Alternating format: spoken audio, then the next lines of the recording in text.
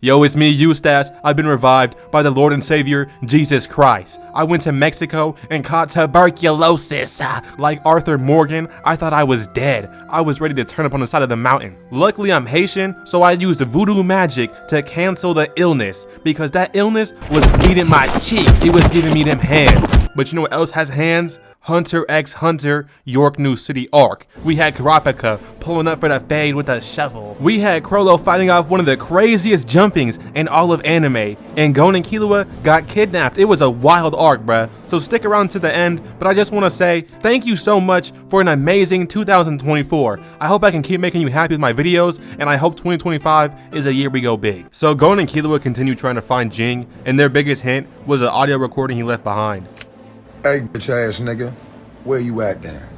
Fuck my mouth, bitch nigga. I come and slap you in your fucking mouth, and I'ma spit in your face after I knock you out. Now how about that? They learn about Greed Island right here. It's a game Gon's dad made to challenge him and see if he's worthy of meeting his own dad. Bro's acting like he's Thor's hammer. Why does this 12-year-old have to be worthy to meet his own dad? Gon's dad is beefing with Playboy Cardi for the worst father, and he skipped his own son's birth to play PS5. But Killua calls his fat brother named King Jong-un, who tells him a copy of the game is extremely rare and expensive, but he is a lead. So they hop on a boat and just head out to Yorknew City. And all I'ma say is, they lucky they Stingleberry Oregon, twin.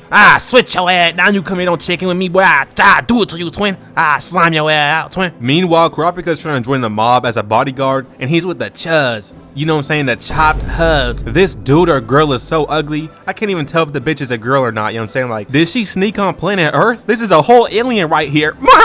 But while signing up, they get set up, and the black KKK pulls up, breaking down the door. But Kurapika and the other members are straight locked in. These guys duck behind a table. She used this butler as a shield, like damn. And Kurapika pulled out a chain, used it as a shield, and caught every bullet. Damn this nigga, this is max level ore farming. There is no reason to be doing that, bro. It doesn't make no sense. But don't even lie, at some point, we all thought Kurapika was a girl. We wanted to hit that. We wanted to beat them cheeks in. We wanted to go crazy. We wanted to go bananas on that booty. Forget Gon freaks. I was gonna become goon freaks. Wait, that was just me? Y'all didn't have the same thoughts? That was just me?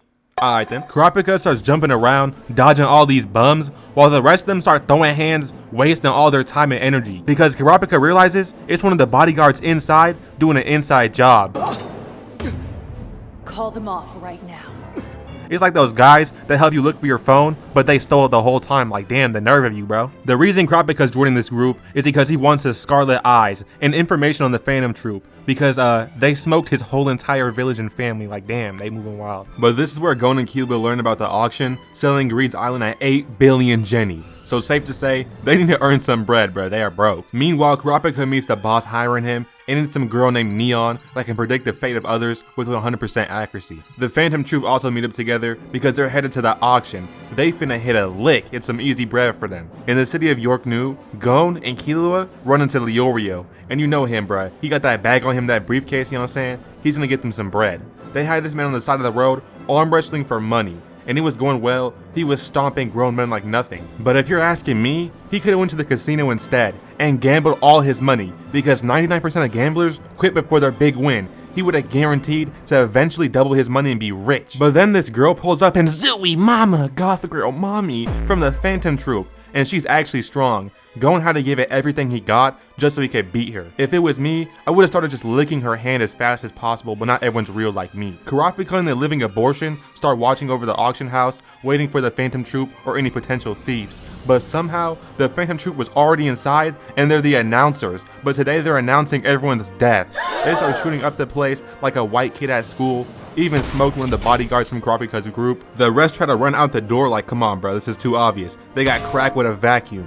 The girl tried to run away and got hit with that leaping vacuum of death, okay? Then Shizuku pulled up and sucked up all their bodies, leaving behind no evidence. This right here was a level 1 mission. It was way too easy for them to lick the whole city. Kurapika pulled up like, where the ops at? Nigga, you too late. They already cleaned up the whole vault, and they escaped in a blimp like they Team Rocket or something, bruh, come on. But they're being followed by the Mafia that somehow knew the Phantom Troupe was coming. So Kurapika and the others start heading towards them, and it's gonna go down. The Phantom Troupe got surrounded by the whole Mafia, and they only send down one person. Uvogin. He hopped down and got a gun pointed at his face, but instead of panicking, this man started laughing, bruh. He got shot in his dome, but caught the bullet with his bare teeth. This man is straight crazy. So crazy, he smacked bro's head horizontally. They had a sniper bush camping, fully scoped on bro, and cracked him in his head. And he just said, ouch, like what? He picked up a rock and sniped the sniper with a rock. How is this possible? This nigga pulled up with a rocket launcher and said, I'm gonna shoot it. Bro said, go ahead. Bro, he shot the rocket at this man. He just stood there and tanked it like, what? Uvogin was out here looking like Broly, but not in Super. I mean the Broly and OGZ movies, unstoppable. But maybe these level 1 crooks just suck cause like they ain't doing too much, to be honest. Kurapika pulled up and was just watching this nigga bulldoze a bunch of bums like, nigga, you're on the clock. It's time to save these people, bruh. Y'all damn near on the same team. But then the Shadow Beast pulled up. They're apparently some pro killers from around the world. You know what I'm saying? They look like 4 chop niggas though. Like, who is this meth head 56? I thought someone's meat was on my screen and like, hey yo, Krillin, go back to your wife. They pulled up on Uvogin looking tough though. This man came out of the ground like Diglett and snuck Uvogin, but all the damage went straight to his hand. But he's so weird, he grabbed this man and went underground, thinking he could pin Uvogin. But bro said, hell nah, started charging him something crazy, then punched the ground. Nigga got hit with a key blast and he was finished before he knew it, man. Broski got cooked. This fight really was too easy. He literally bit one of their heads off, bro, just took a chunk out of man and killed it. He shot a piece of bro's skull off and went through this man's hand and then killed him too, like come on. The other one, he yelled so loud, he destroyed Krillin's head, like come on. This fight was so unreal, he got jumped and bodied everyone terribly. But this nigga Kurapika pulled up and put a chain around this man and just kidnapped him. Bro just took Uvogin home like a show and tell or something, I don't even know. They had this man strapped down like Wolverine. Kurapika left to link up with Hisoka, and I thought bro was gonna get touched inappropriately, but Hisoka started snitching instead. He don't even like the Phantom Troupe. Kurapika was gone for about 20 minutes, and the Phantom Troupe busted down their door and freed Uvogin. This nigga got up and he was so pissed. So Uvo pulled up for the 1v1, trying to settle the beef with Kurapika. He pulled up with them E-boy chains, and Uvo used his Kaioken. He punched the ground, breaking it, so Kurapika jumps in the sky and starts swinging them chains. I gotta say, bro would have been a Hall of Fame slave catcher back in the 1900s, okay? But Uvogin got good movement, okay? He's dodging all them chains. He pulls up and tries to punch Kurapika, so he had to block it with his arm, but his arm almost breaks from raw strength. Uvogin tried to double up and blitz this man, but he's even faster. He was behind bro and gave him them nasty back shots. But then he doubled up with this combo, and bro was looking like Robin. Drop kick from space is crazy. Uvogin made smoke with the ground and pulled up, cracking bro, breaking his arm. He already had his invisible chains around Uvogin and caught this man. Even with his max power, bro could not break out. So he walked down to Uvogin and started flexing on this man, saying his kit is busted, no one could stop him. He literally pulled out a chain that gave him max heal, like come on, he's kinda crazy. Max badges, Hall of Fame. So he pulled up and started beating this man, serving him the full combo. It ended with Kurapika digging his grave. Bro had the shovel already ready in his inventory, bro. He knew he was finna win. Honestly, an amazing fight. Everybody remembers this as peak, and they're 100% right. Gon and Killua start finding rare items and selling them. They're basically TikTok dropshipping, and they find this weird looking guy. He knows a lot about selling stuff, and he has information on the next auction, selling Greed's Island, so you know what I'm saying, they start working together and stuff. But while they're out, they run into the Phantom Troupe and start following them across the town. Really bad idea. They were hiding inside some building, looks like a Call of Duty map or something, but while watching, Machi and bro look dead at Killua and Gon, so they panic and try to run, but Sphinx and Pakunoda started blocking the door. Killua was not going for that, bruh. He started panicking, jumping across the whole room using quick attack, but bro dead got caught by Sphinx like really easily. Gon got trapped between a baddie and this big nose chop shit, and they got straight up kidnapped by the Phantom Troupe. They had no choice. They was in the car, and I have to ask, does anyone know why Sphinx owns a full down Gucci tracksuit? Like bro been spending that Phantom Troupe paycheck on some bullshit. It is not 2017, bro. Take that off. They took Gon and Killua back to their base, and they meet all of the spiders. Nobunaga decides though, he's low-key rocking with Gon and Killua, so he makes them stay to join the spiders. They had Gon and Killua locked inside some room like Hello Neighbor's basement, but they decide they were not staying with this creep named Nobunaga, so they decide to run up and bust down the left and right wall, splitting up. Had this man chasing nobody, he was getting lost. They really hopped the fence even though they're white. Well, actually you stats they're Japanese. Yeah, shut up, bro. I don't even care. Meanwhile, the Mafia has a meeting and they're hiring even more assassins for the next auction, including Kurapika and Killua's dad Silva and Grandpa Zeno. They low-key got a super team going on right now, okay? Check the stats. But they don't even know Krollo has W Riz. Bro bagged the Mafia guy's daughter. He took her out and had her using her powers on him. Not knowing bro could steal powers, he yanked that off her.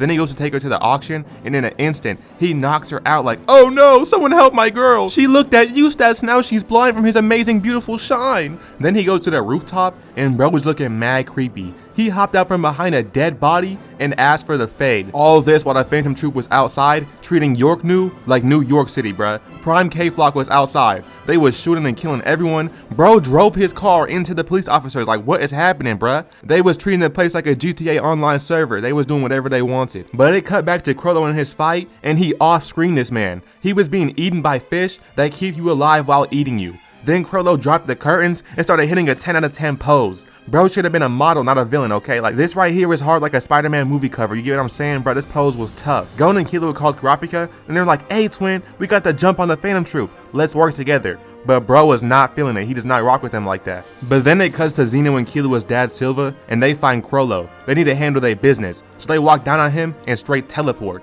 Silva tried to flank bro and kick him, while Zeno pulls up and tries to shank this man with his long ass nails. Silva pulled up from the back and cracked his man. Then Zeno hits him with that ki blast. And bro used a Robin Sky down slam. This is insane. He does get stabbed by Krollo though, and if you really check the stats, that's one of the worst jumpings in all of anime. Krollo says the classic line, 0.1 milligrams of that stuff can paralyze a whale. Oh, you didn't know? I was a #1 ranked player in ABA Roblox 2020. Yeah, I know my stuff, bruh. I know your coochie just got wet from that too, you know what I'm saying? I'm really like that. But Krollo pulls out a book, and Zeno literally ups a whole dragon on this man. He sends it at Krollo, but he somehow dodged it. But this nigga has a Tesla dragon, it has autopilot. Eventually it caught Krollo and pinned him down, and Zeno pulls up with that JoJo's Bizarre Adventure combo. And this man literally tried to self-suicide with Silva dropping a nuke on him.